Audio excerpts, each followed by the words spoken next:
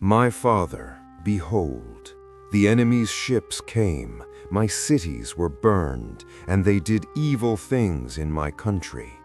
Does not my father know that all my troops and chariots are in the land of Hatti, and all my ships are in the land of Luka?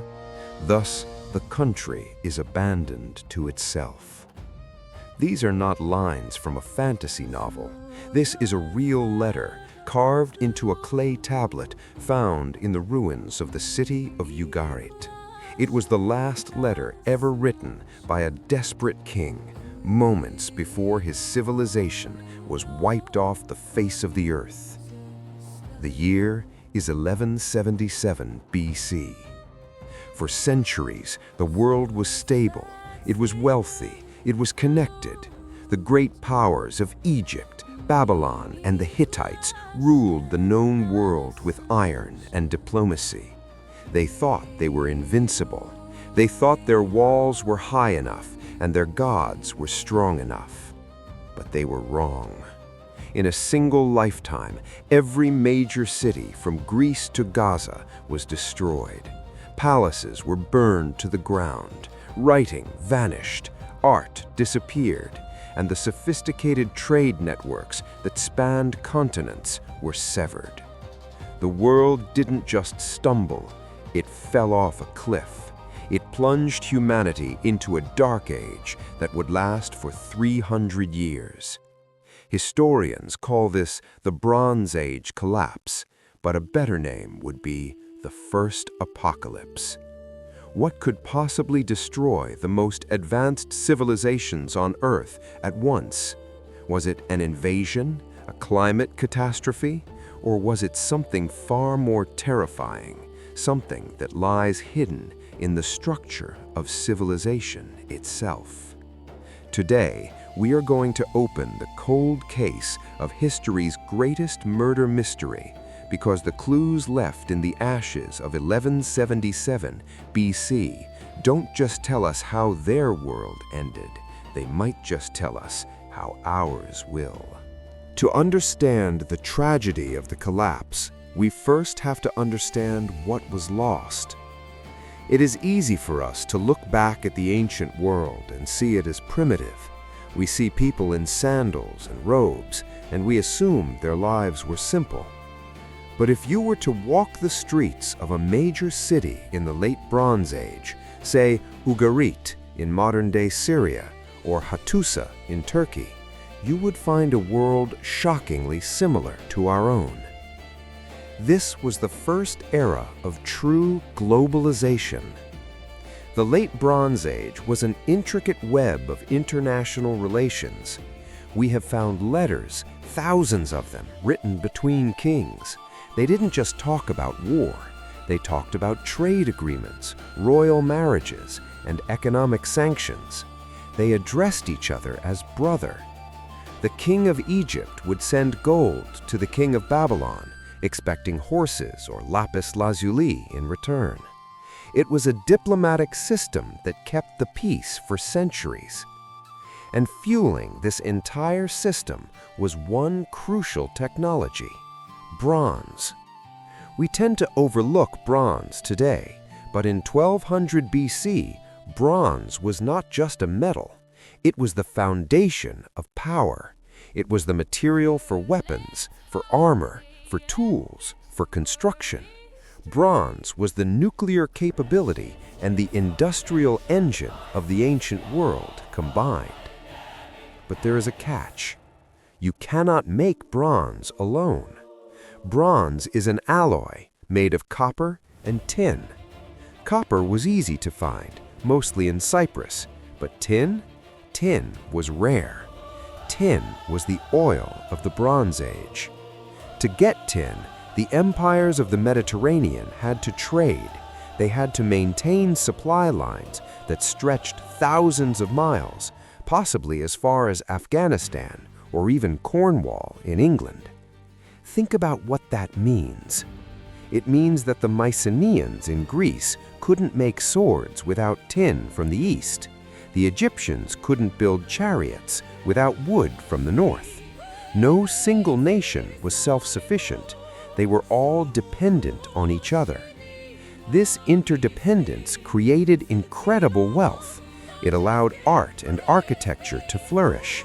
It built the pyramids and the Lion Gate. But it also created a fatal weakness. Imagine a line of dominoes. As long as they stand, they form a beautiful pattern. But because they are so closely linked, if one falls, they all fall.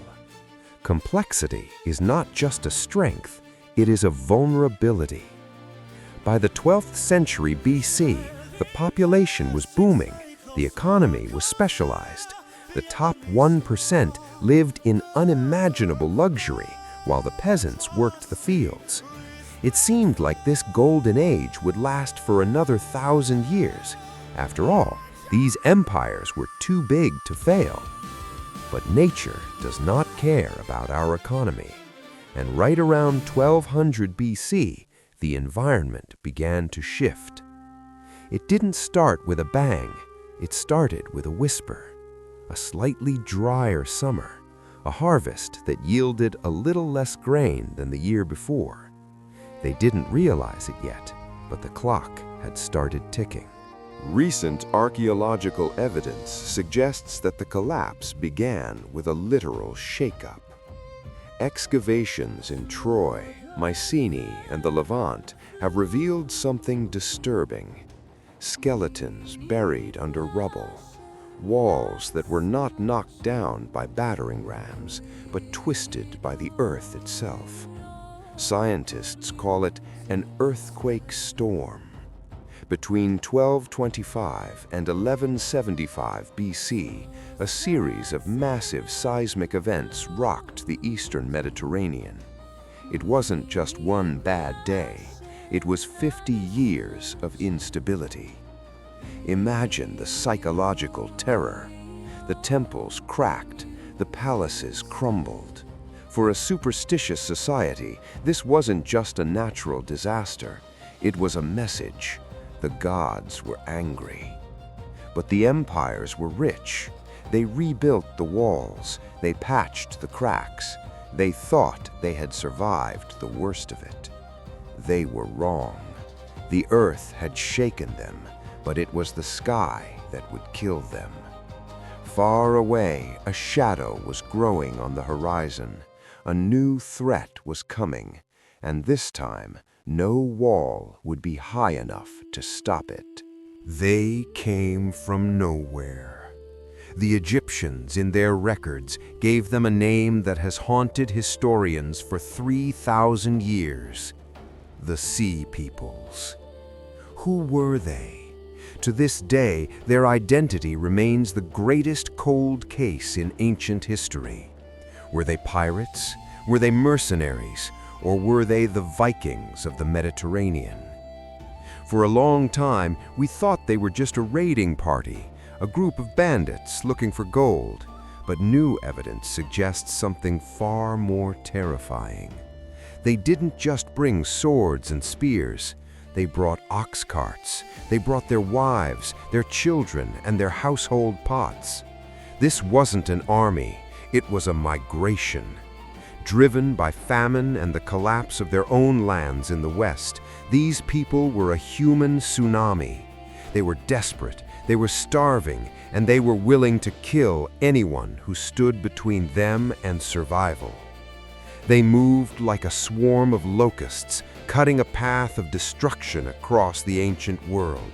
They didn't just defeat armies, they erased civilizations. The Hittite Empire, the superpower that had ruled Anatolia for 500 years, was the first to fall.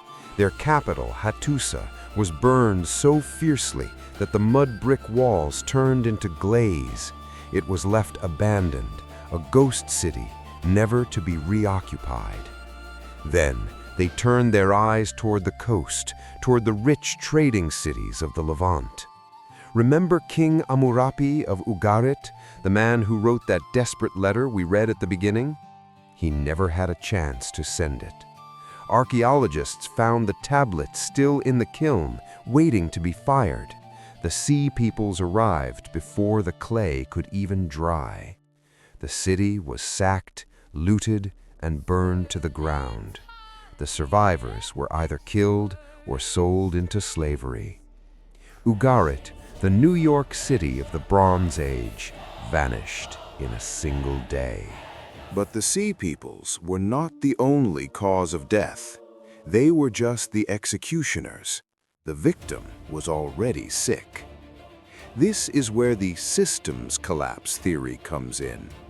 Imagine a house of cards. The earthquake weakened the table. The drought shook the foundation. The Sea Peoples were simply the gust of wind that blew it all down. As one city fell, it cut off the trade routes for the next. When the Hittites fell, there was no more copper. When the trade ships stopped sailing, there was no more tin. Without tin, there was no bronze. Without bronze, the armies couldn't repair their weapons, and the farmers couldn't replace their tools. Hyperinflation struck. Food prices skyrocketed. In Egypt, we have the record of the first labor strike in recorded history. The tomb builders set down their tools because the government couldn't pay them in grain. The system was bankrupt. Internal rebellions broke out everywhere. The people turned on their kings. Why worship a pharaoh who cannot stop the famine? Why pay taxes to a palace that cannot protect you? The entire structure of Bronze Age society, kings, priests, scribes, merchants, unraveled at the seams. And amidst this chaos, the Sea Peoples continued their march south. They had destroyed the north, they had destroyed the east. Now they were heading for the final prize, the wealthiest, most ancient land of all, Egypt. The year was 1177 BCE. Ramesses III was the pharaoh of Egypt. He watched as the world around him burned. He knew he was next. He gathered every soldier, every chariot, and every ship Egypt had left. He knew he couldn't stop them on open ground, so he lured them into a trap at the mouth of the Nile Delta. On the walls of his temple at Medinet Habu, Ramesses carved the story of what happened next. It is one of the most brutal battle scenes in the history of art. He wrote, "Those who reached my boundary, their seed is not. Their hearts and their souls are finished for all eternity." Egyptian archers lined the riverbanks, raining arrows down on the enemy ships. The Sea Peoples, trapped against the shore, were slaughtered. Egypt won. The invasion was stopped, but it was a hollow victory. The treasury was drained. The trade routes were dead. The neighbors were gone. Egypt had survived, but it was now a lonely old man in a graveyard of nations. The Bronze Age was over. The lights went out. What followed was a period historians call the Dark Ages. For 300 years, literacy vanished from Greece. The art of stonemasonry was forgotten. People forgot how to build cities. They lived in small, isolated villages, telling stories of a golden age where gods and heroes walked the earth. Those stories eventually became the Iliad and the Odyssey. But the reality wasn't heroic. It was a warning that civilization is fragile, that progress is not guaranteed, and that a complex, connected world can collapse much faster than anyone thinks possible. So, the question remains, could it happen again? When the smoke cleared, the world was silent. The great palaces were ruins. The trade routes were empty. The kings were dead. For the survivors, life underwent a hard reset. Imagine waking up tomorrow and the internet is gone. Electricity is gone. Global shipping has stopped. You don't know how to farm. You don't know how to make tools.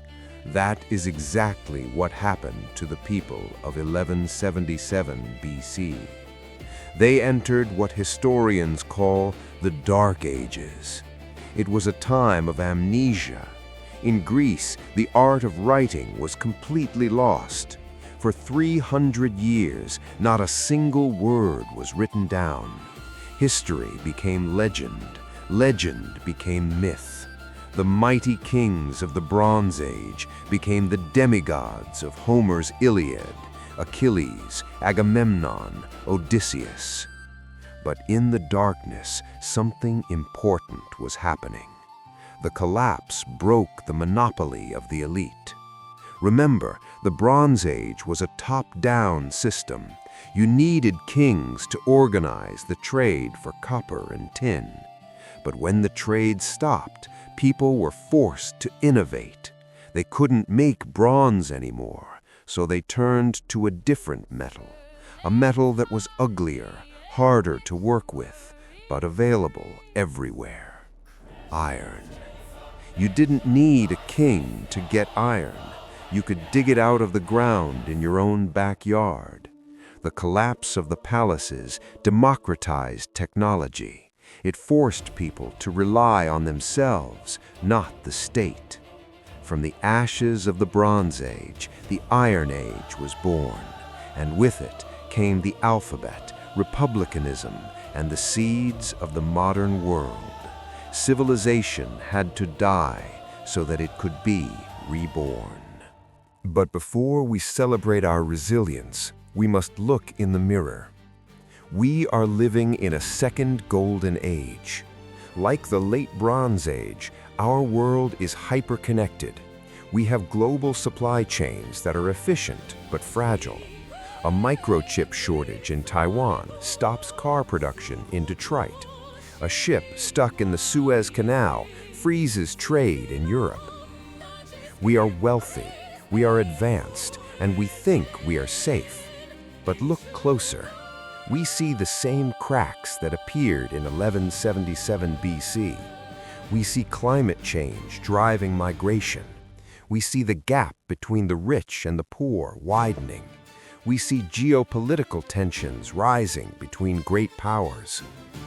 The physicist Albert Einstein once said, "I do not know with what weapons World War III will be fought, but World War IV will be fought with sticks and stones." The people of Ugarit thought their walls were high enough. The pharaohs thought their dynasties were eternal. They didn't see the cliff until they had already fallen off. History does not repeat itself, but it often rhymes. The story of the Bronze Age collapse is not just a story about the past. It is a simulation of our future. It teaches us that complexity is not a guarantee of survival. In fact, complexity is often the architect of collapse. But it also teaches us something else: hope. Even when the world ended, humanity didn't. We adapted. We reinvented ourselves. We found a way to turn the Dark Age into a new dawn. The question is, do we have to wait for the collapse to learn the lesson, or can we learn from the ghosts of the past? In a chaotic world, the only way to navigate the future is to understand where we came from. You need a map. You need a compass. Thank you for watching. If you want to uncover more lost secrets of history and philosophy, make sure to subscribe to the Wisdom Compass. Turn on notifications and join us next time as we explore the minds that built and destroyed empires. Until then, stay wise.